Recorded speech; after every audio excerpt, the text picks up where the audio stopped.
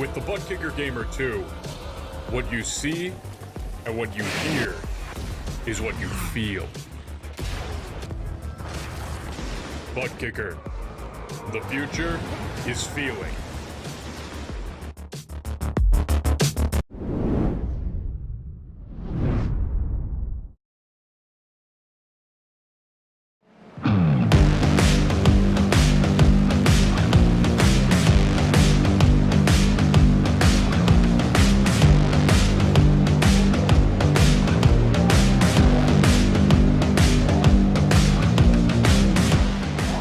With 4 different winners in as many races, it's been a wild start to 2023 Season 2 of the Precision Racing League Formula 3 Series. And so, where better to go than the southeast of England and to a tight, twisty and old school track, Brands Hatch, up and down, full of undulation, and only where the bravest will be able to get overtakes done. Hello everyone, and welcome back to RaceSpotTV. Delighted to have your company once again here as we get set ready to go here on a Thursday night. Arjuna Kenki Party on hand, alongside with Terry Radford in the broadcast booth. As Terry, we go to a track where I think in some ways we go into the unknown. It's tight, twisty and unrelenting, but I do think in these Formula 3 cars there's a good chance we see plenty of side-by-side fighting. We're going to see more than that. I wouldn't be surprised to see turn 1 3 wide, maybe even 4 wide. I know it's tight, but you got an opportunity to get in there and make some passing. It's kind of like Circuit of the Americas going down through some of these corners, but Hungering next? That's going to be fun. I mean, Twin Ring Motegi's fun too, but I think next week's going to be the real talent show. I'm someone who does not like the Hungaroring, but today is a track that's very similar in its nature to the Canadian Tire Motorsports Park, where we started the season off high speed and flowing, and this time we've got grass again, but just like over at Mosport, plenty of unrelenting barriers to run into. Here's a look at the points as they shake up. Now, with 4 different winners in as many races, Julio Palacio has taken consistency to build a 24-point advantage with 4 top 5s already and 1 pole position, and today qualifying is going to be important. Stephen Ritters currently sits second with Ozzy Milwane in third, but the next time you go down and find a race winner is Jake Potts, who do remember missed a start in round number 3, and so definitely one to keep your eye on. Who are your other race winners? Well, not Andrew Moran, I was going to say Cody Graham's down in 26th position. We know he's going to be on and off in the season. It leaves the opportunities for consistency to see others rise to the top of the championship hunt. Here's a look at the team championship as well, because of course consistency even more important when not just one driver has to score well, but multiple drivers. Just 6 points splits the Yellow Stripe Motorsports Black Crew from Atomic Racing, but then you have to go a further 39 points back to the Speedworks Racing Team, Esport and Knox Motorsports, all still embroiled in a very close fight for what will be a 3rd position in this championship. With that said, with cars already on track with qualifying, it's time to thank all of those that make this possible, starting with Advanced Sim Racing. Advanced Sim Racing is owned and operated by passionate sim racers. They design and build the sturdiest and most durable aluminium profile racing simulation cockpits available in the market today. All PRL members also get a 5% discount on ASR products using the Precision 5 coupon code. Racebox offers mid and high-end button boxes for sim racing enthusiasts, from the casual gamer up to the most meticulous sim racing driver. Competitively priced and carefully handcrafted, our button boxes are an enjoyable addition to any sim racing setup. Visit raceboxsimracing.com and also get a 5% discount using the Precision 5 coupon code. Butt Kicker products add incredible immersion and realism to every game. Feel every nuance and truly put yourself in the driver's seat. Mecha Sim Hardware is a small company from the Czech Republic, and their goal is to produce high-quality sim racing hardware. If you are looking for high-end pedal set, handbrake, or sequential shifter, visit Mecha Sim Hardware's eShop right now to get you up to speed. Moradness is a performance lifestyle brand motivated by motorsport and founded by professional race car driver Daniel Morad. For more information, visit moradness.com. And Ninja Trader, better futures start now. Trade the world's future markets with Ninja Trader. Visit ninjatrader.com to access unlimited free trade simulation. Like I was saying earlier, Terry, I think qualifying is going to be crucial in a race like this. 28 Formula 3 cars storming out onto track, and it's a plunge down and then back up in towards through turns 1 and 2, and we know just how treacherous it can truly be. Yeah, you look right now, Ozzy Milwane holding the top spot over Julio Palacio. Those are two that you're obviously going to look out for. You got Dowden back there in 5th. A lot of people still haven't made time around here. So it's going to be interesting to see what do we really get out of this qualifying. The track temp fluctuated a little bit in sim. We went up just a couple degrees. That's going to add just a little bit more of a slip in the corner. Lets you be a little bit more aggressive going in. I think if Ozzy Milwayne wins this pole, I would circle him to win this race. The one thing that he has an advantage in this regard is that he's already 2/10 clear of those behind. The rest of the field pretty close, but 2/10 the biggest margin we have outside of the very final spot in the field. Milwayne will crest towards the line and grab another time. This one's going to be a setup lap. Let's jump on board and ride around with Ozzy Milwayne. Down 30 feet of elevation change. Car scattering as your provisional pole positioner rises up in towards Druid. He misses the apex, and that's going to basically compromise the rest of his lap because it just sets you up as you run down the hill through Graham Hill Bend, all the while trying to just maximize on the runoff. You can use that bit of AstroTurf without getting a 1x incident point. Now in through the crucial Surtees corner onto the back straightaway. Get as close onto the curb to the right as you can, but do not touch it. It will start to unsettle the car. Up, then down the hill one more time, and in towards maybe the bravest corner, in my opinion. Hawthorne sees you just chink it over to the right. Milwayne still in 6th gear, but now down a couple and grabbing those gears in through Westfield and down through the Dingle Dell. It's here cresting, though, that you maybe have to be the most optimistic with your turning spot, and look at Milwayne just nailing that inside cut.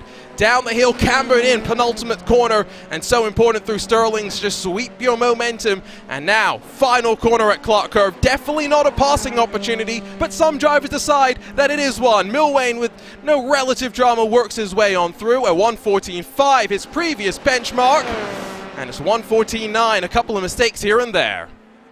Yeah, missing the apex was a big one. But I'm scrolling up and down the timing screen here. Steven Ritters isn't here. Ritters lost a lot of points last week on the last lap. Had some issues, kind of caught the curve a little bit, wheel hopped, went around, and fell back. He was running second, went all the way back to about 8th position, lost a good bit of points, while the points leader was able to go up there and extend that string of good finishes in the top 4. This is an opportunity to stretch points. So if this is the one time you're thinking potentially go out here and add some cushion to it, you might relatively lock the championship up today. I know we're only halfway through, but still a good opportunity to pad that point standings. Races after this, Hungaroring, Donington Park, over to Imola, Motegi, and then the final round at Rudskogen, the one that you cannot drop this season. 10 rounds, drivers allowed 1 drop round, which for some they have already taken. Julio Palacio, again, 4 consecutive top 5s, has had no need to avail himself of that just yet. We watch as Andrew Moran wraps his way through the final sector of the lap, and with 4 minutes or so left to go, you'd have to think that drivers have already made their way out of pit lane to get themselves started for their final attempts in qualifying, because you're probably going to want a couple of laps on the tires to get yourself up to speed, and time starts to wind down. Moran, no improvement. His best still a 1:15.064.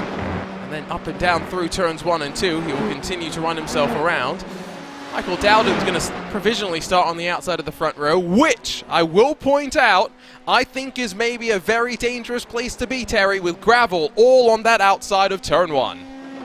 Oh, you're absolutely correct. If anybody decides to jump out and potentially take this 3 wide on the race leader to his outside and shove it in there, it has a lot of points for runoff there, and Dowden could be the one that gets the raw end of the stick. It happens quite often in racing here. I tried to run these open wheel cars last season. I got the raw end of the stick a lot of the time, so I get that point, but you're right about the tires. I think it was simple. If you were a lot of these drivers who were out here, about the 350 mark, you needed to be crossing that start-finish line to at least get 2 laps in.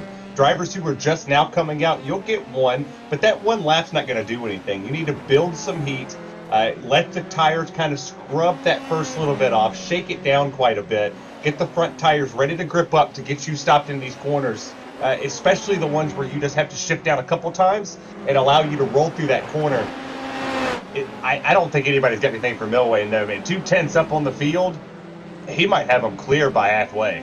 He's already decided he's done in qualifying, by the way, so provisional pole position sitter watches on from the sideline. That's Michael Dowden once again. James Mollaire also finished in third, so I do think it's untouchable. The question will be, how do they filter out behind him at the start? And lap times here, remember, 1:15. It means that if Michael Dowden crosses the line now, he'll get this next lap and the one after that to try and improve. So he's got a couple of bites at the cherry. Will he be able to improve this time at the line? Not this time. 3/10 off, and you do have to wonder if conditions are playing their part here, Terry. You did mention it's fluctuating, partly because it's cloudy, but having said that, it's also about as cold as you can get here on iRacing. I think the minimum track temperature I've ever seen, at least on a road course, is 65 degrees Fahrenheit, partially because we're racing in the morning here on the southeast of England. No, you're absolutely correct, but when we started in sim, pardon me, I'm dying here for a second. Julio Palacio, while you die, has just jumped up to second. But that's what I'm saying. Is the track temp was very low when we first started. So we were at 66 degrees, technically Fahrenheit, on the racetrack. Well, it was lower than that when we started. So when qualifying began, that 2 degrees makes a massive difference in lap time. The pace picks up quite a bit. It makes it a little harder when it's cold for some reason. They always say that in my neck of the woods, what more of the people hear me call on RaceSpot, cold is good. We want cold. It creates good grip. But here you don't really care for it. You want the tires to get heat, build a little bit more temperature in it. But what a lap from Julio. That was fantastic to at least get a 10th right there behind him. That makes a big difference. And that fourth lap for Dowden, it was close. It wasn't good enough. It was no improvement there for Michael Dowden, so the best he'll line up third. Palacio gets within 1/10, and now within 20 seconds of seeing that checkered flag fly, we'll see how it fares for Stefan Larkamp in his Oncantech NHR Esports car. He will get one more after this, but how hard has he pushed his tires? It's 1:15.8, no improvement for him, and indeed, no one finding any improvement now, and so I do wonder if we are going to see anyone be able to cycle their way on up. Checkered flag flies. Barney will be waving his arm for quite a while. The pressure's on. Yeah, I don't see anybody really coming up here and making a big jump in this. I mean, you've seen the fluctuation of lap times, almost a full second off for Steven Lomkin. Just not a whole lot of improvement. I think Raymond in the 77 has an opportunity to make some hay. Corey Precker here in the 35. We'll see what he can do. Sit back in the 15th position. Not moving. I just think a lot of these drivers put a lot more into their first lap. Just burned them off. Now they're just not going to find any speed. They're also hustling too hard. That was the one mistake I kept making, Arjuna. I tried to hustle the car too much and take more than what the car would give me, and it just puts you in a bad position. They're keeping it on track, but we've seen a couple slide off course. Again, grass surrounds you. There's no room for mistakes here. Larkamp will, I think, be the final car across the line, and gets within 200ths of his previous best, but no dice. Fifth, the best for the 62, and so now 40 seconds left, and we wind things down in qualifying and shift gears. And it's a very important distinction here. Qualifying mindset versus race mindset, especially with standing starts and trying to fire these cars off the line. Well, I tell you, when we get to the stand and start right there, that's going to be fun to watch. Because when they barrel down into turn one, you got to make some positions happen here. You can't just take a nap.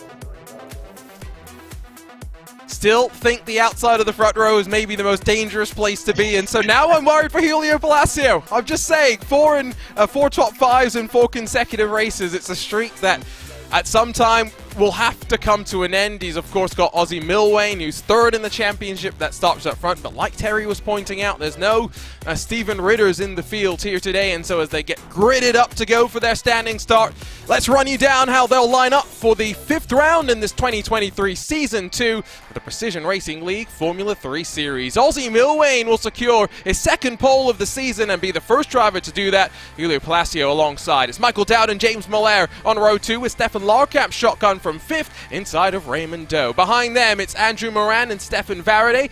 Austin Harris, and then John Quinn 9th and 10th, with Eric Dubé and then Kevin McPherson sharing row number 6. Unlucky 13th, hopefully not for Brenner Del Mar. Blake Ziti in his Williams-colored car rolls from 14th spot. Corey Precker, Jake Potts 15th and 16th, with Takeshi Kita and then Lucas Hill 17th and 18th positions. It's Sully Saad and then Max Shabley 19th and 20th, with Evan Jones and then James Carter 21st and 22nd. Neil Alexander, Jake Vasconcelos lining up on row number 12, with Indica Scarlett, Drew DeWeese, Oliver Hartley and then Gavin Ray. The rest of the 28 cars who all did set lap times with 2 seconds splitting the field. And the one thing that is going to be very, very important here at some point is dealing with traffic, especially when we head into that pit stop window, Terry. Yeah, you're going to catch a lot of traffic. 2 seconds. That's a really big gap. I mean, I'm not too sure you're going to catch them in the first 10 to 15 laps, but probably around lap 20 when we start to get into the pit stop cycle halfway, basically, and here's when the pit stop window is going to open for a lot of these drivers. Ozzie Milwane's smart. I disagree with you, though. I don't Here we think go! Palacio the one on four. We're green. The green flag drops and we're racing at Brands Hatch. Great start from Milwane. Palacio immediately slots into line. It's side by side behind, though, as they filter down the hill and then crest up towards Druids. It is going to be Michael Dowden that looks to the inside of James Miller, but all clean initially as they work their way through what are very, very dangerous gravel traps on either side of the course initially. Out of the first sector, though, and sweeping into that crucial run into that back straightaway, Ozzie Milwane already stretching his legs. Yeah, I think we saw that coming from qualifying, that he's got some pace under him for at least one lap, but I'd imagine he has pace for the entire run. The single file through this field, you'll catch the draft down here, down that down the 30 degrees of incline going down the hill. A lot of these drivers getting in the corner. You're going to have to make a pass here soon. If you want to set this up, you need to go.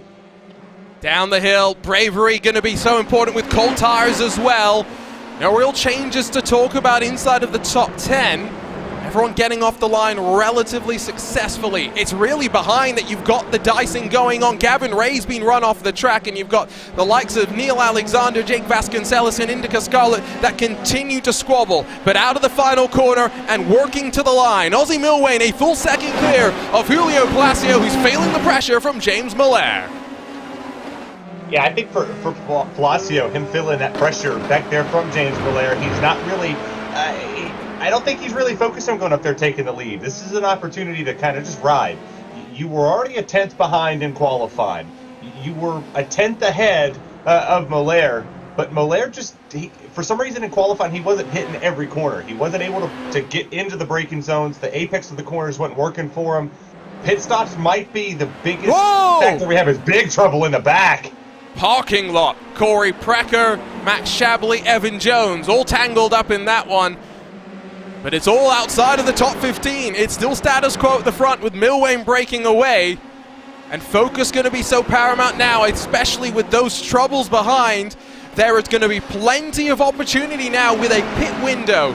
Remember, mandatory pit stops that we expect because we have a fuel restriction on these cars. And so I do wonder how many drivers maybe will be thinking early doors here about saving some fuel. Yeah, I wouldn't be too surprised to see a lot of these drivers maybe sitting back there kind of burping a little bit, not necessarily going full throttle, not trying to put themselves in a dangerous position. Early pit stops would be a big key. I don't believe you're going to take tires in this. You're just going to go in for fuel. But this would be an opportunity. If you're Miller, if you're Dowden, you're going to want to jump Palacio. You're not going to want to wait until he pits or wait a lap after. You're going to want to do it early. Just go ahead and get it out of the way, go run, and then run for your life and hope that Palacio doesn't put a good flyer down on low fuel. See if we can grab a look at some of the incidents through the start. I do hear the klaxon on pit lane entry as well. This is down the hill and towards Graham Hill Bend, and side by side. Oh, I think Sully Saad, I think that was Sully Saad, tries to cut in a little bit too aggressively, and that sets off the chain reaction as they all just try and scramble after that. Looks like I'm racing out there. This is what it looks like in the corner.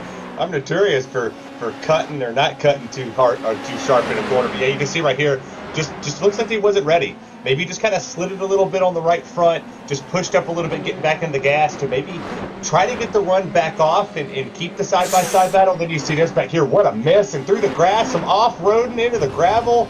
Oh, So it was Blake ZT that went around, and then subsequently some drama there. This is then something that happened with Sully Sard.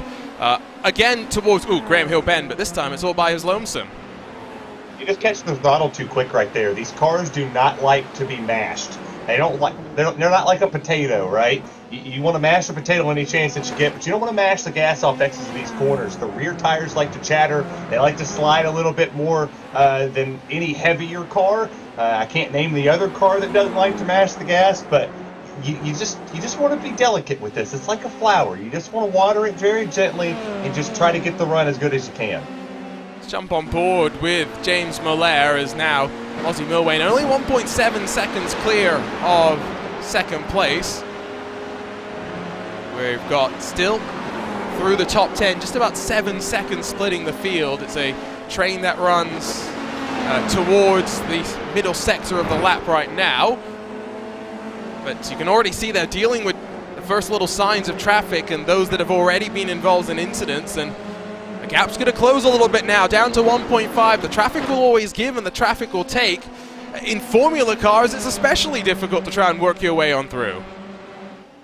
Yeah, I was the traffic for a lot of these races, so I kind of understand what it means to give and take. Because, well, I was doing a lot more giving out there than I was taking. I was causing a couple incidents, but I was getting passed quite a bit by the leaders. Learning these cars are hard, and for a lot of these drivers, this is a good series to get your feet wet in with the PRL. You know, put yourself in here, learn a little bit more about road racing, understand what these cars are different from any other Formula car out there. Just a little bit more load. The back's a little bit lighter. It's a lot more aggressive. It makes you attack corners, but it also makes you be gentle and you just understand the fundamentals of road racing. You learn it right here. But I think we're about to have a battle for the lead on our hands, because if you see Palacio, he's catching Milwain in a lot of sectors. Sector 1, he's very fast. Sector 2, he's catching him by a tenth and a half. This could shape up. He might be faster on the long run here, Arjuna. Is there a possibility that Milwain... No, there's no damage on the front of his car. He just maybe rhythm got checked up in the tussle with the leader, as now James Molaire slows down. I'm not sure where you get a slowdown penalty really here at Brands Hatch, especially at that part of the lap, but it might set off a chain reaction. Varaday, Larkamp in tow behind as well, and it closes up the gap that they had to the gaggle further behind, and that is now going to mean that third position all the way effectively down through 13th spot finds themselves in one long choo-choo train, and Andrew Moran takes advantage of it to slip up the inside of Raymond Doe, working up through Druids. I do enjoy the choo-choo train. I will tell you, I'm a big train guy, but I think Milwain potentially might be saving just a little bit. This might be him just kind of relaxing. You know, no sense in going out there putting a bunch of burners down. But think about the checkups that's going to happen here. A lot of these drivers are going to lock it up in this train with the draft, with the opportunities for the passing sectors here. Maybe you get a checkup a little bit, and then the person behind you is not necessarily going to, not just going to roll out of it and let you keep going. They're going to have to pounce on it and take advantage, because track position is very key here. You don't want to find yourself behind somebody for too long. It just sets you up for a disaster. They're really getting bottled up behind Michael Dowden now as well. You see that margin up to Julio Palacio now that he's been relieved of any sort of pressure by James Molaire. Has grown to almost 4.5 seconds at the line, and so got to wonder, when does some of these drivers start wondering where is some clean air behind? You will notice as they work through turn 1 at the very bottom right corner of that track map, there's plenty of runoff behind. Andrew Moran finds there's runoff in the gravel. Fortunately, he's not going to lose any positions as a result. That's luck. I think he needs to go grab a rabbit's foot after this one, because normally when you hit the gravel trap here or any racetrack in these cars, it takes you. It doesn't just let you roll through it and go, oh, that's cool, you know, whatever. No, it takes you to the wall. We've seen it earlier on when the driver went to miss the rat, caught the grass, went right in the gravel, and it was unforgiving. There was no stopping. But if you're Molaire right here, you got Dowden slowing you up. You got a train all the way from 3rd all the way back to the 13th position that's just there. They're all in this. I mean, you see a half a second is separating, or a second separating all the way up from 3rd to 7th. You got to go. Faraday, really impressive, and that's one of the issues here is you Oh, hear there he it, goes. but then he's going to get onto the grass. One driver's going to have to get absolutely checked up, but Andrew Moran eventually runs into the stricken Stefan Faraday. Oh, we've been talking over and over about how much of treachery there is with a track like this where you're so committed and grass on either side, and well, Faraday proves the point for us. Delicate on the throttles. I can talk a good game with it, and that was the one thing everybody preached to me is understand the track limits and understand how hard you can push the car. Like, understand that you can get on the throttle at this point, and you have to use all the racetrack within the limits, but you can't go an inch over the limit, or you're going to end up in that situation, and that is a tough position. You got to find speed somewhere. He went to look for speed, missed it by an inch, and unfortunately it's going to be race over. Well, Moran took a lot of that too.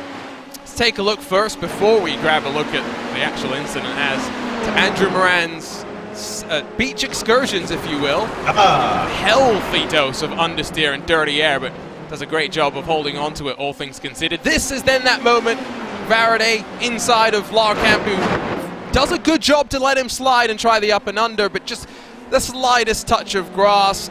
Poor Andrew Moran, nothing he could do in that traffic jam because they were all filtering to his right-hand side, and, well, front wing gets ripped off the car. Faraday, fortunately, looks a little less worse for wear. I mean, he just barely caught it. I mean, it wasn't even an inch. I mean, I think he just barely caught the outer skirts of the tire on that grass, and it just slipped him like he's on ice. That's a big thing. I mean, I'm not sure I want to advocate for ice on iRacing, but it's what it feels like when you touch the grass here.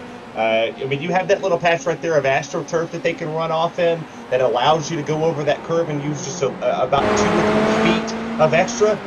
But man, what a tough break, because it closed really quick and then it opened up really fast, then it closed back down again, and we take up more drivers, so we got to pass for position here. Austin Harris trying to take advantage of a very poor exit from Stefan Larkamp, but he's going to get bottled up. John Quinn in the rookie esports car filters in behind, working on lap 9 of 34. I think we're going to go to a lap limit rather than a time limit today. It's always 50-50 as to which one it feels like we're going to go to. Milwain and Palacio at the front, though, keeping each other basically at touching distance. Still 1.1 seconds. Palacio getting a bit of that draft. Milwain still having plenty of clean air relatively in his rearview mirrors. At the end of the day, though, Terry, you'd have to say Milwain will take the win, but Palacio will likely take second as well. He'd be very happy about that. I don't think Jake Vasconcelos will be too thrilled with this one, though. No, not at all. And I think you're just going to be happy here. But, I mean, Palacio's catching him. I can't stress it enough. You don't necessarily know the strategy. We're not in their conversations here. Is if Milwain is saving, or is the 194 Palacio faster? Is he able to keep it within that distance? Are we going to see one of them potentially flip-flop each other during the pit stops? One mistake causes it all. I mean, you get tunnel focused. You get tunnel vision when you're driving, where you might forget to add less fuel. You might have a little, just a half a second or a second longer pit stop. That makes a big difference on the racetrack. So we'll see here as it's right at a second. That toe is still intact. Of course, the complaint of many, the toe on iRacing got turned down a notch. They turned the slider to the left, but no, that's not really a thing. The drafts are just not necessarily as strong in some cars in the real world. So that's what happened with Vasconcelos, and just look at how the slightest touch of grass can set that car off. Vasconcelos, though, fortunately was able to get up and go again. Someone not so lucky. Oliver Hartley slides his way wide, and yeah, loses the front wing, loses the front right as well. I swear it looks like we're showing replays of my entire road racing career right here on RaceSpot. It's tough to watch, but once again, you're trying to find that speed. You've got to test every track limit, and eventually you're going to overstep that track limit. The two who hasn't overstepped the track limit is sitting 1-2 right now. They're about the only two that hasn't had some type of issue or some type of bottleneck or some type of checkup in this field. But at least they're keeping each other honest. they're keeping them on their toes. I think right now, like you said, we don't know what they're thinking in terms of fuel. There may be, and tires, maybe there's some sort of gamesmanship going on there.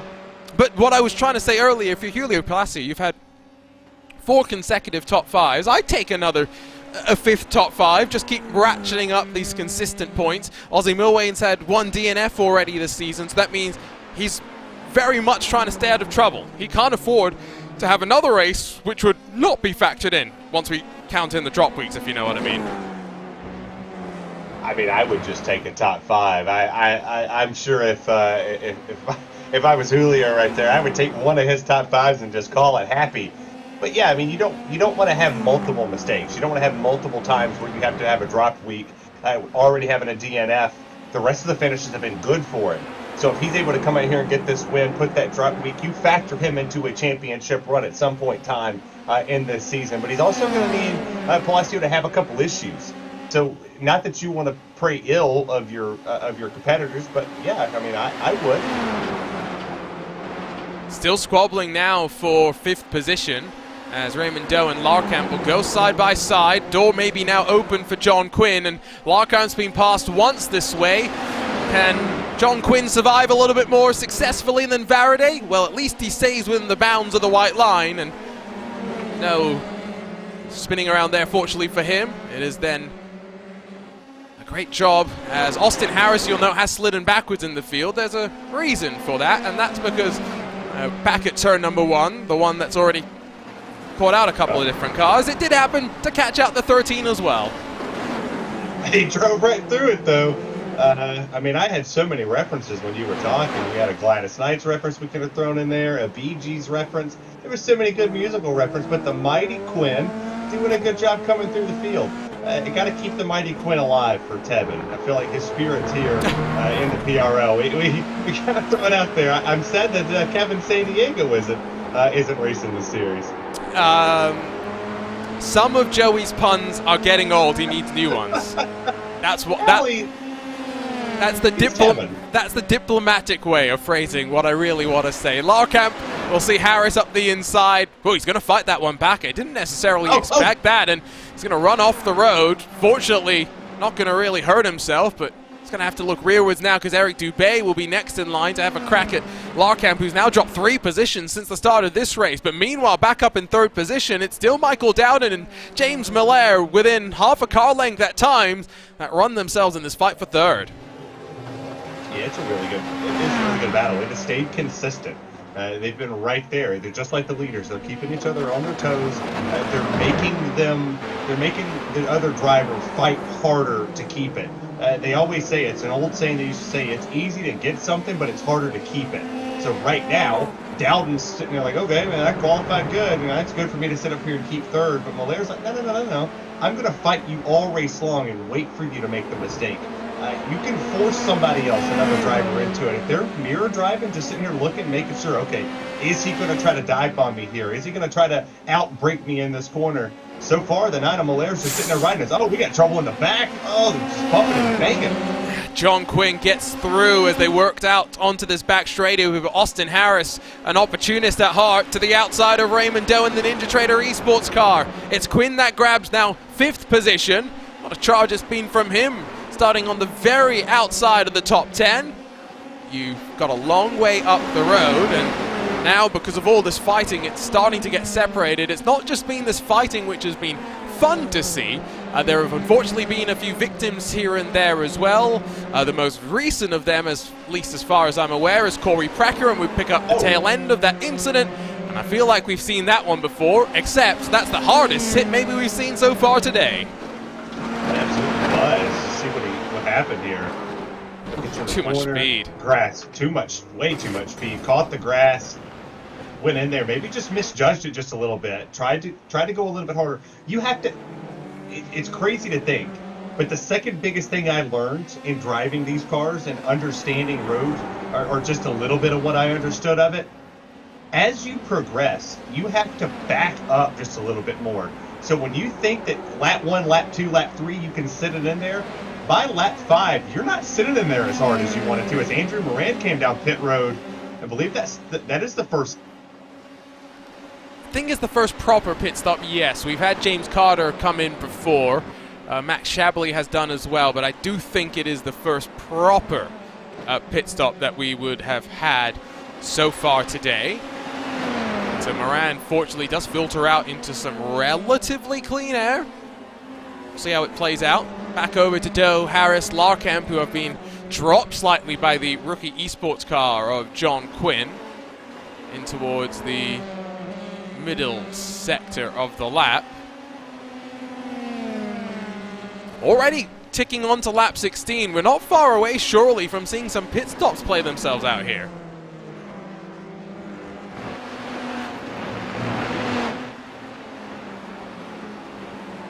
I think we may be having some technical difficulties with Terry Radford. We'll see if we can dial him back up at some point, but halfway through the race, or so, you can hear once again that klaxon going off. Drew DeWeese will be the next to dive to the safety of pit lane.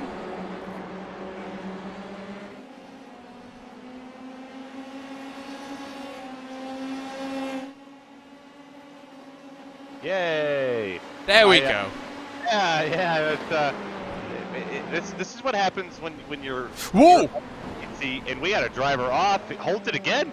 It's Austin Harris. I do wonder if it's maybe not so bad here at Brands Hatch in terms of grass being ice, but this is also the track where all the grass dipping controversy first started back in the day in the Porsche Tag Heuer Esports Super Cup. So you can put two and two together. Certain parts is. Yes. So we've seen it a couple times coming off the corner. It's the most treacherous part of the grass, right? When you get off the corner, you're just now getting onto the throttle, right? So when you're going, the rear tires are wanting to spin a little bit more. You're getting back into your gear, lower gear, higher RPMs. You're going to have the more risk to slide. Yeah, that tire dripping thing. It was. What year was that? We don't even care anymore.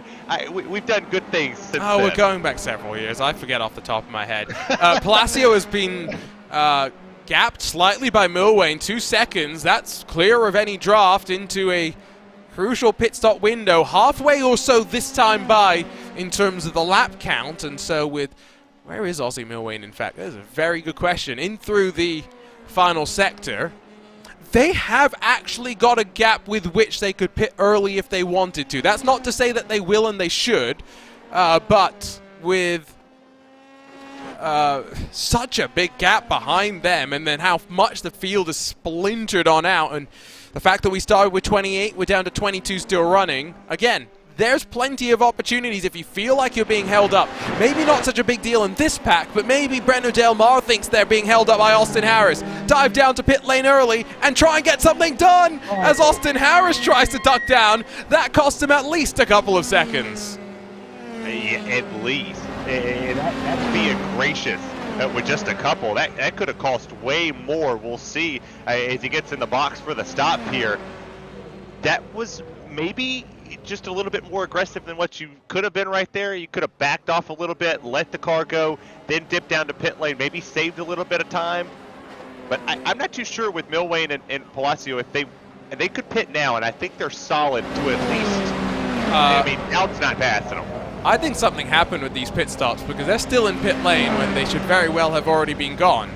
I think they forgot to uncheck fuel and tires. Well, they didn't go up on the jacks. That's the surprising thing, as James Miller slows his momentum just a little bit. I do wonder if he maybe got overly optimistic at some point with trying to get on past in this quite entertaining tussle for third position. We'll have to cycle through.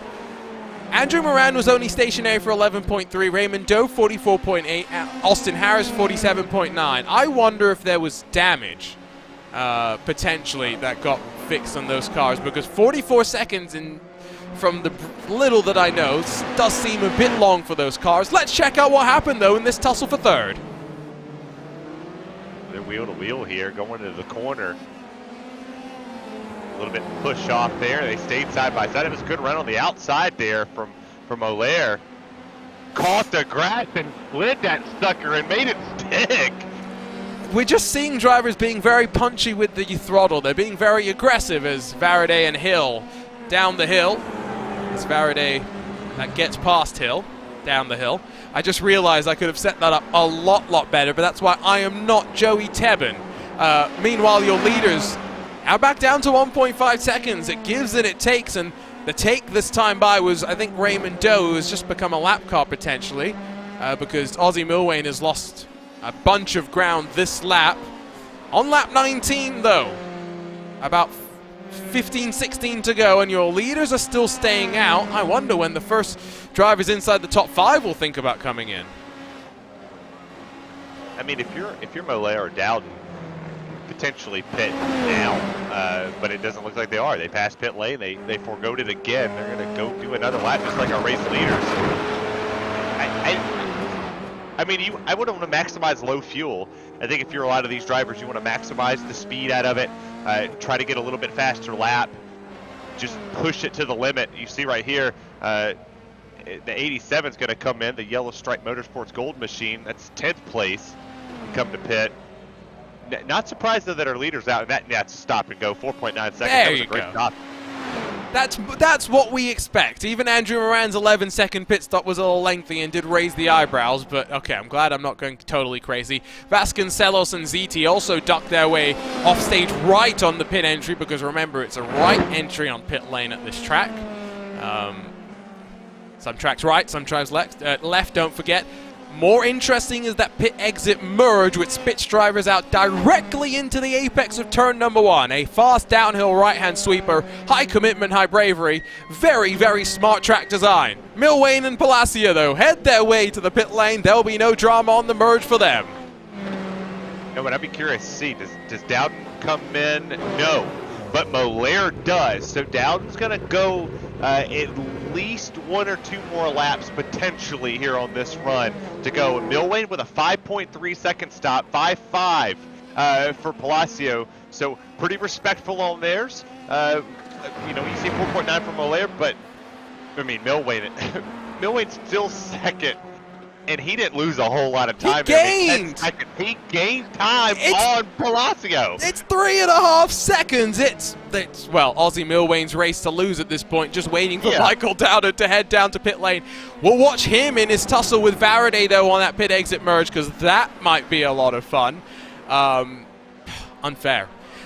Remember, the lane time only describes what they are from cone to cone, and they have a pit speed limiter which they have to hit. It means that you can be committed on the entry, how committed you are getting off with cooler tires that have sat for about 5 seconds while you waited for the fuel. You might not think it's important, but it's something different that, of course, they've got to remember. Just all these different factors swinging, and Milwane, now already 4.4 seconds clear, continues to build up that advantage. Dowden down onto pit lane. I mean, if you're looking at lane and stop times, it was a 20.3 for Ozzy Milwane. For Palacio, it was a 20.8. On the stop, it was 5.3 to 5.5. So where did he gain all of that time from? He was maybe a little bit more aggressive going into pit lane, maybe slowed it down and got on the brakes and was able to carry a little bit more speed in. The exit was phenomenal. That's 3 seconds. Like, where did that speed come from? And can maybe Milwane give me some of that speed? Michael Dowden has come out in front of James Molaire, and 8/10 clear, so the overcut working, even though he actually had a slightly longer pit stop, all things considered. No harm, no foul when it comes to a 10th here and a 10th there. They'll have to fight wheel to wheel now, all the way to the very end, with about 15 minutes of racing to go. Next time at the line should mark 12 laps still left to run.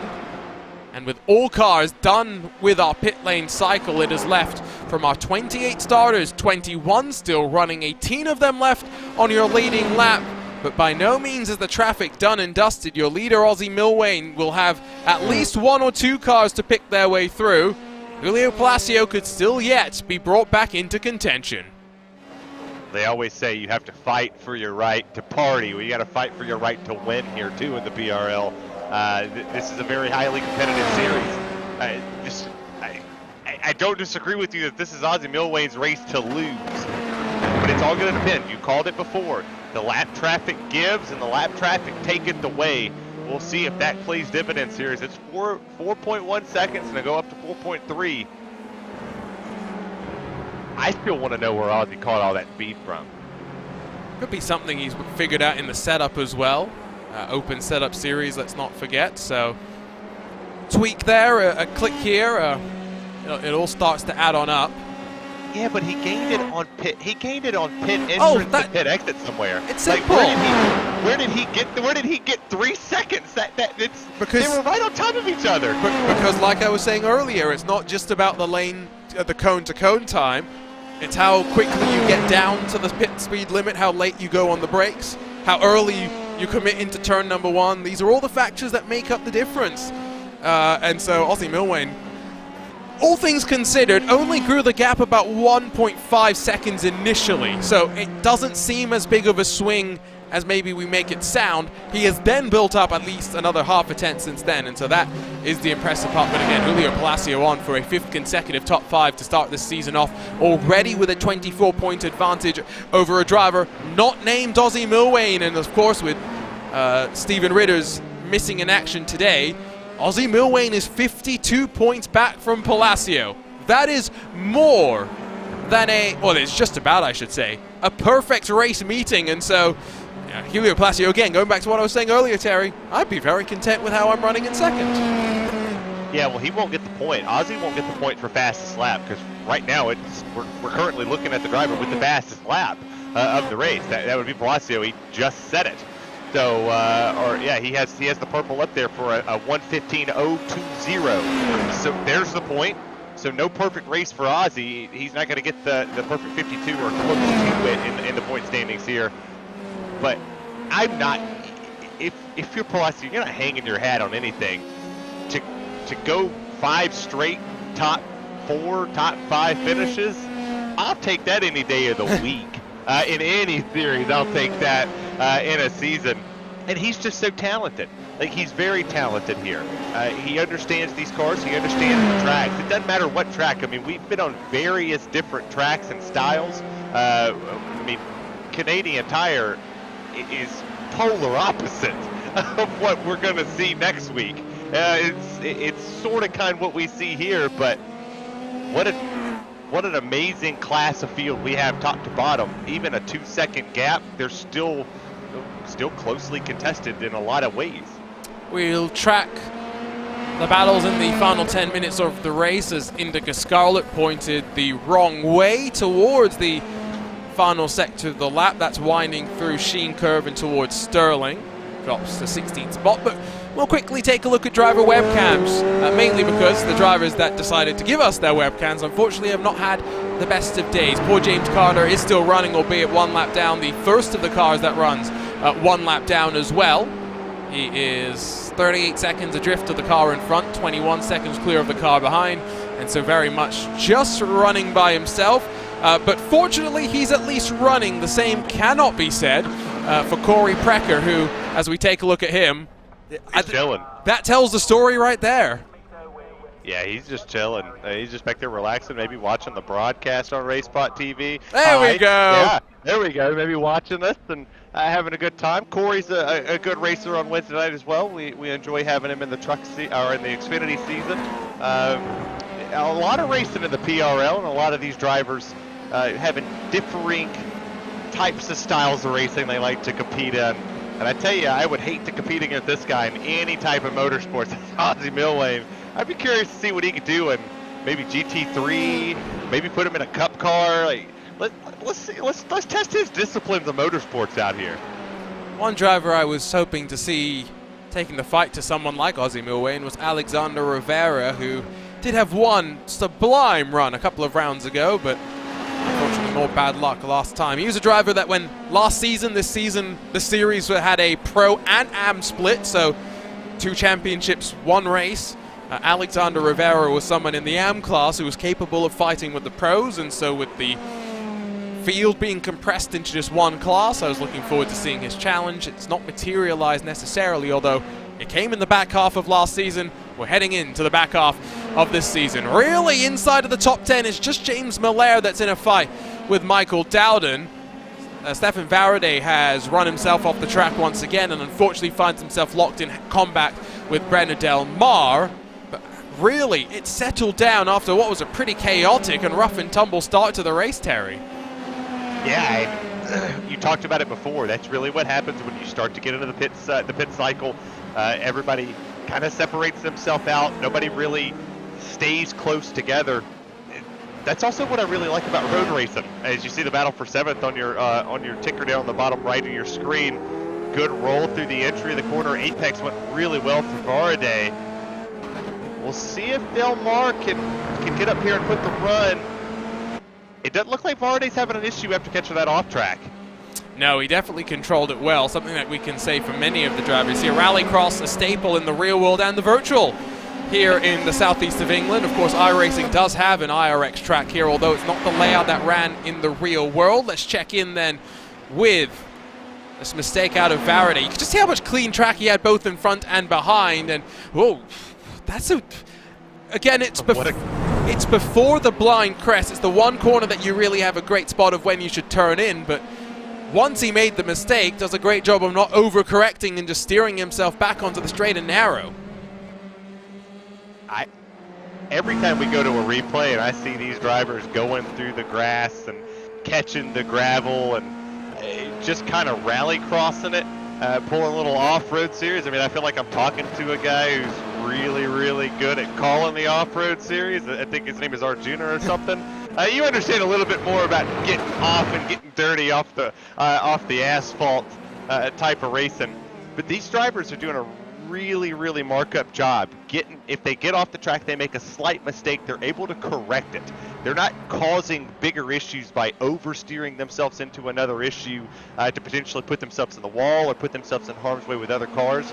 That is a ton of talent that doesn't come just by flipping up the computer and going, okay, my first ever race, I'll do it. That's a lot of skill and a lot of racecraft that develops over time. And it's good to see them all in one series, just not the run they want, not the speed that they're looking for, but really good racecraft. Oh, that's a big puff no. of smoke. That's Max Shabley, who is already 2 laps down, unfortunately. He has not enjoyed his trip over the pond. Let's see how he enjoys Hungary, because that's a very technically difficult track as well. To your point on the off-road series, there's an opening before the Formula 3 series on a Thursday night. PRL could get into the dirty business. I feel like that was a really good plug, and I think we really should look at that. That would be fun. I know I've done a couple over there at Racecraft, calling some of those races and racing with guys like Josh Edmondson and Connor Berry, and that is fun. I'm just saying. It's tough, but it's fun. I mean, a guy like me out there trying to run with those drivers, I don't do well. But it's still good to learn and to watch, and it's good to hear you and Joshua Lee call it. You see the battle for 11th with Moran and Hill. Contact almost got made there, kind of pushed him off the track. But that's the benefit of the AstroTurf on the outside that Andrew Moran took full advantage of, and drivers will commit to that outside line knowing that they can take advantage of it. Lucas Hill, after working his way up 6 positions, won't mind shedding 1 to Andrew Moran, but he's definitely going to have a crack back at this one. 6 to go. It will be 5 laps at the line. And speaking at the line, Ozzy Milwain has just worked his way out of turns 1 up in towards turn 2. Still 4 seconds clear of Julio Palacio, then a further 4 seconds back to Michael Dowden, who's cleared himself of James Miller. Top 5 looks pretty locked and loaded. Yeah, I'm not sure if Miller had an issue, but he fell back quite a bit. He's a ton behind Dowden now. They had a decent battle going on there, but now it's that fight's over. Now you see the lap traffic up in front of our race leader. They're side by side still racing here. We'll see if that comes into effect. Then we've single filed out the 24 got passes. Oh, there's the 50 off track. Is that? It's Blake Zeedy again. Hey. Remember, he was on the opening lap and found himself having to duck and avoid fire as a couple of other cars scampered off and ran themselves into the wall. That's definitely not what your race leaders going to want to come across of, but fingers crossed as traffic continues to be very courteous. To your point on jumpy trucks, even if the PRL does not want to get into the dirty business, iRacing Off-Road Championship Series starts again in about 6 weeks' time. You can join us on the iRacing Esports Network on Wednesday nights as alongside your PRL Wednesday night Xfinity and Truck Series action, because they both start at 8:30 p.m. Pacific, Eastern, if I remember off the top of my head. Eastern. Yes. Yeah. Time zones are bad. I was talking to someone today who said, oh, I'll get home at 6 o'clock my time. I'll be good to broadcast then. 6 o'clock in what time zone? Oh, anyway. Hey, that sounds like me tonight. I swear to you, I had completely forgot what time it was. I was sitting here thinking 8:30 Eastern Standard Time was There's only one broadcast today. Yeah, and I completely forgot. So in my head, I'm thinking 8:30, and I'm thinking I'm back here at 8:15, getting ready to go. Nope. I flipped the PC on at 8:10 and said, "Oh, it is not this time." And then I checked the wonderful YouTube and said, "Oh, it's 9:20 Eastern Standard Time. We're live." So I love the fact that we're all over the globe. Different time zones. I struggle with them, but it's good to know differing, where different people live in the world and to understand. I mean, a lot of the people are here. We've been slowly working through the swarm of applications that we got. Oh my gosh. That's been one of the hardest processes I've ever had to be a part of. Slowly starting to bring a few people on board, and looking forward to seeing how they'll add to our team here at RaceSpot and join the fun. Because a lot of them are going to join you on PRL action. Jacob Hitch joined our team a couple of weeks ago for Sunday Night PRL. He'll be a staple in the RaceSpotTV booth moving forward, as will a couple more names, so keep your eyes out for that. Looking forward to it. I always like working with new people, especially because they don't know how crazy we are yet, Terry. Yeah, I think Jacob Pitts knows how crazy I am. Our podium days together, we've shared a couple chuckles on a broadcast. He did a really good job on PRL in the Cup season. Having him and Dylan Coyle over there for a little bit. My availability to open a lot of the shows are opening back up, so we'll throw my hat in the race in a couple of these things, but it is a wonderful time to bring new people on to RaceSpot. They truly do not know how crazy most of us are. I mean, today we see Keenan do his first ever iRacing show for happy hour, and he said that he felt like he was one of the only people to ever quote Big Papa Pump Scott Steiner. Nah, you must not watch RaceSpot broadcast because I do it all the time over here. That's Indica Scarlet off again, already one lap down, unfortunately. But yeah, I may have dropped Keenan a message after seeing that reference as well. That was definitely not one that I expected. Synchronized spinning for Raymond Doe and Blake Ziti, and that was your leader, Ozzy Milwane, who almost just got caught up in the mess. Palacios filters on through as well, but on the penultimate lap of the race, there was almost just drama for your leaders. There was drama for Brenner Del Mar, who also has just pulled down to pit lane. So oil on the track, apparently. They're all scattering. Whoa, what the mess just happened? That was the most perfect door opportunity for Ozzy Milwane to creep through there. I'm not sure how close that was to his front wing there or his tires, but what in the mess? I mean, you see here. This is Brenner Del Mar, by the way. I don't want to watch that one again because I felt that virtually before driving in VR, and I never need to relive that again. On to the final lap of the race for Ozzy Milwane, but this is the moment that's almost saw the race rip from him. It wasn't synchronized spinning. There was definitely contact between the two of them. And good on Blake Ziti for Ozzy Milwane for keeping a cool head there and not making the situation any worse for himself. That was a lot of throttle right there. I mean, you saw Ziti just kind of he caught the curb. That's okay. You can catch the curb in these, but Milwane backed it down quite a bit, understood that he was going to get some separation in those in a little bit of contact in the crashes there, but just we've said it time and time again in this broadcast, a little bit throttle happy here tonight. I wonder how many I was trying to phrase this correctly. I wonder how many drivers built their setups with a diff that required them to be on throttle to get it to rotate, because I've done that before. And at a track like this where you also spend so much of the lap full throttle anyway, or at least part throttle, can maybe understand the willingness. However, Ozzy Milwane, what a first half of the season it's been for the PRL 2023 Season 2 of the Formula 3 Series. 5 different winners in 5 races, and Ozzy Milwane dominates at Brands Hatch to cross the line, to grab the victory after 34 of the best. Julio Palacio, though, marks 5 consecutive top 5s to continue to build up a margin at the top of the championship hunt. Michael Dowden doing enough to hold on to the final step of the podium. Surviving was number 1, I'm sure, for many here today. And inside of the top 10, the likes of John Quinn +5, Kevin McPherson +4, and Lucas Hill +8 took advantage of what was big drama here today, Terry. Yeah, there was a lot of drama, and next week doesn't make anybody a little bit more happy. A lot of people should have took advantage of this track, because once we get next week, the track takes advantage of you quite a bit. You don't necessarily get to go take advantage of that place. But what a race by Ozzie Millwane. Just kind of put it on him tonight. I wouldn't be surprised if next week we see our first repeat winner of this season.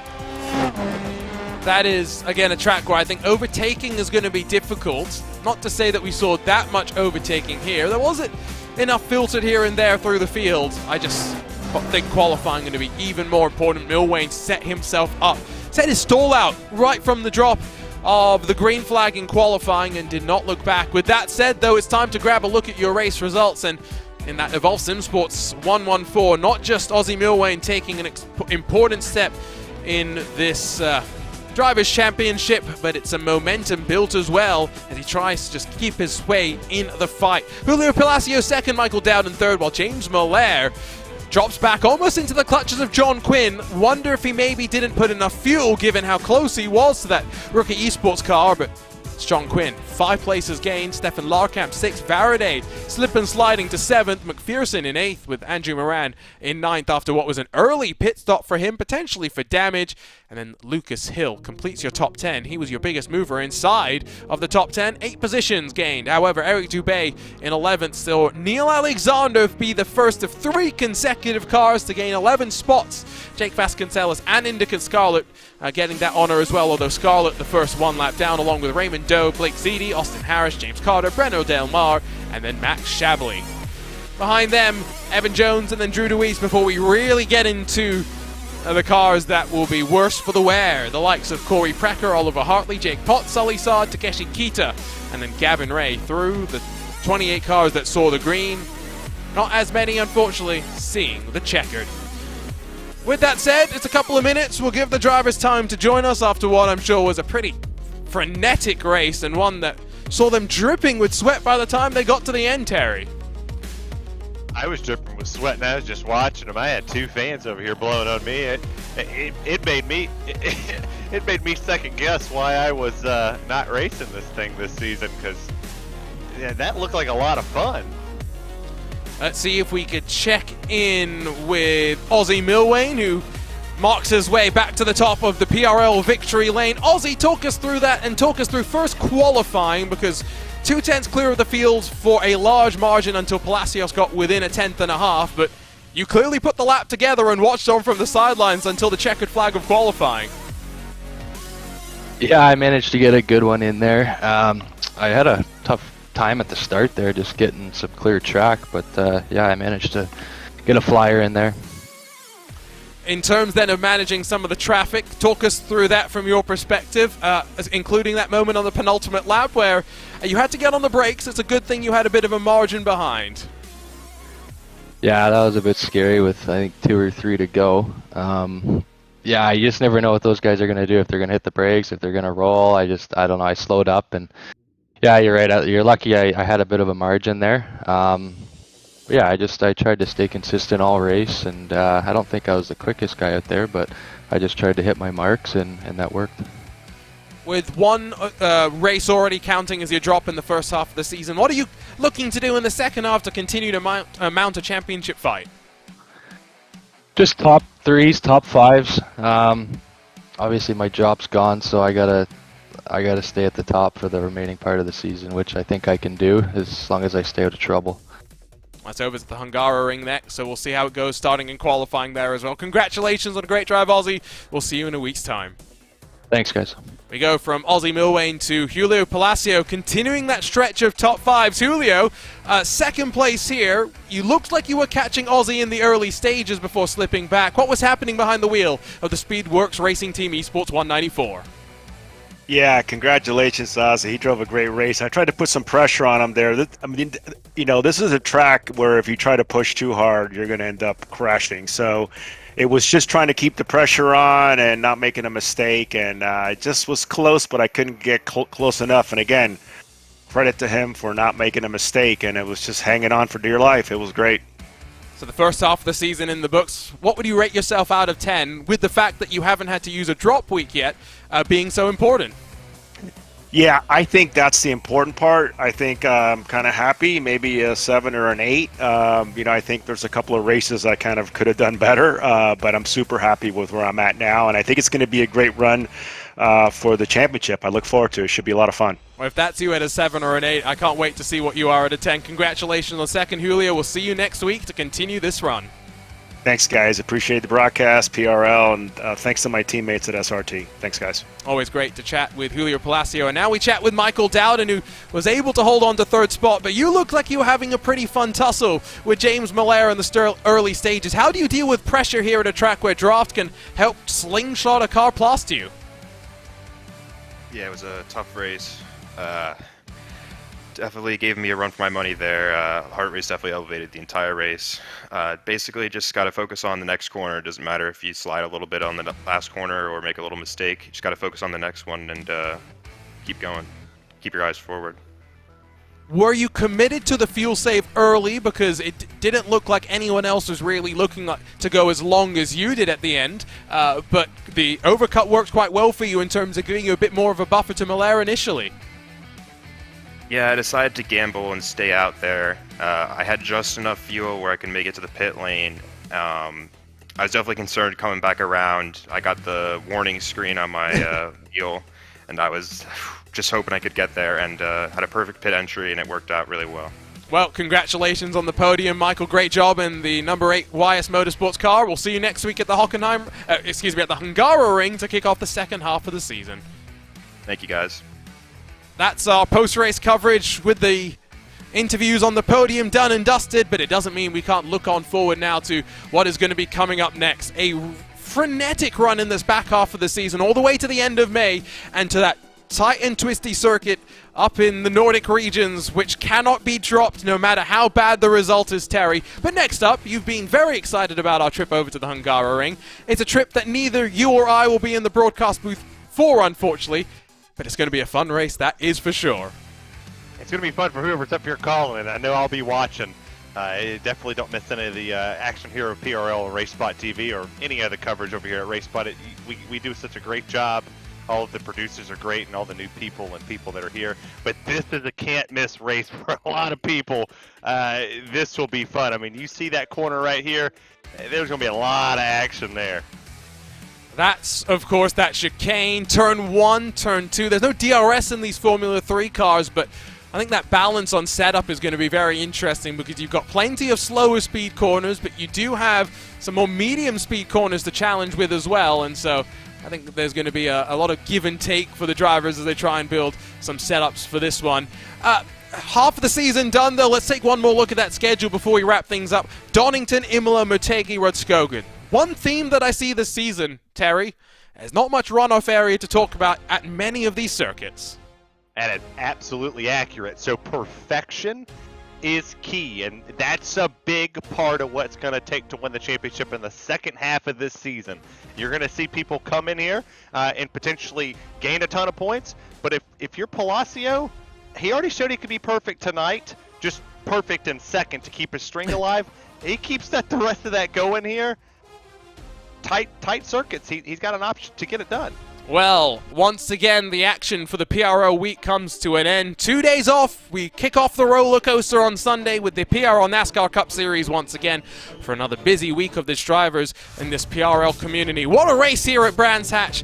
Plenty of attrition, yes, but deserving winner in the form of Ozzy Milwain. The first half of the season is in the books. It's the back half that will see who will rise to be crowned 2023 Season 2 champion. Thank you so much for joining us, as always, on RaceSpotTV with Terry Radford alongside myself, Arjuna Kankipati. We'll see you next time for more great PRL racing action. For now, so long, goodbye, and we'll see you next time on RaceSpotTV.